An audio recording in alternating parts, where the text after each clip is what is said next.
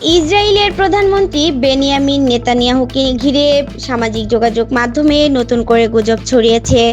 সম্প্রতি তার জাতির উদ্দেশ্যে দেয়া একটি ভিডিও অনলাইনে প্রকাশের পর অনেকেই দাবি করেন ভিডিওটি কৃত্রিম বুদ্ধিমত্তা এআই দিয়ে তৈরি এবং এতে তার হাতের ৬টি আঙুল দেখা যাচ্ছে। এ থেকে তার অবস্থান ও নিরাপত্তা নিয়ে নানা জল্পনা শুরু হয়। বর্তমানে ইসরায়েল ও যুক্তরাষ্ট্রের সঙ্গে ইরানের উত্তেজনা চরমে।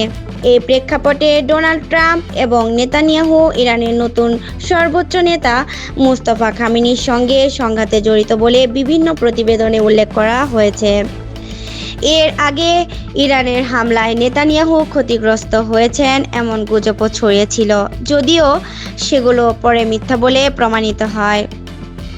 সামাজিক যোগাযোগ মাধ্যম এক্সে একটি পোস্টে দাবি করা হয়, সতর্ক হন সবাই, নেতানিয়াহু মারা গেছেন। ইসরায়েলি প্রধানমন্ত্রীর অফিসিয়াল এক্স অ্যাকাউন্ট থেকে একটি পোস্ট মুছে ফেলা হয়েছে। তবে যাচাইয়ে দেখা যায় ওই অ্যাকাউন্টটির নাম দেখে সরকারি মনে হলেও সেটির সঙ্গে রাশিয়ার ক্রেমলিন বা কোনো সরকারি সংস্থার সম্পর্ক নেই। পোস্টে যে স্ক্রিনশট দেখানো হয়েছে সেটিও ভুয়া বলে নিশ্চিত করা হয়েছে। ফ্যাক্ট চেক অনুযায়ী নেতানিয়াহুর অফিসিয়াল অ্যাকাউন্ট থেকে এমন কোনো টুইট মুছে ফেলা হয়নি, বরং সাম্প্রতিক সময়ে তাদের একমাত্র পোস্ট ছিল জাতীয় নিরাপত্তা পরিষদের একটি ঘোষণা। বিভিন্ন আন্তর্জাতিক গণমাধ্যম ও ফ্যাক্ট চেক সংস্থাও নেতানিয়াহুর মৃত্যুর গুজবকে ভিত্তিহীন বলে জানিয়েছে। এদিকে যুক্তরাষ্ট্রের অর্থমন্ত্রী স্কট বেসেন্টকে ঘিরেও সামাজিক যোগাযোগ মাধ্যমে আলোচনা শুরু হয়েছে। এক সংবাদ সম্মেলনের সময় তাকে হঠাৎ ডেকে নেওয়া হয় এবং ফিরে এসে তাকে কিছুটা অস্বাভাবিক দেখাচ্ছিল বলে দাবি করেন কিছু ব্যবহারকারী।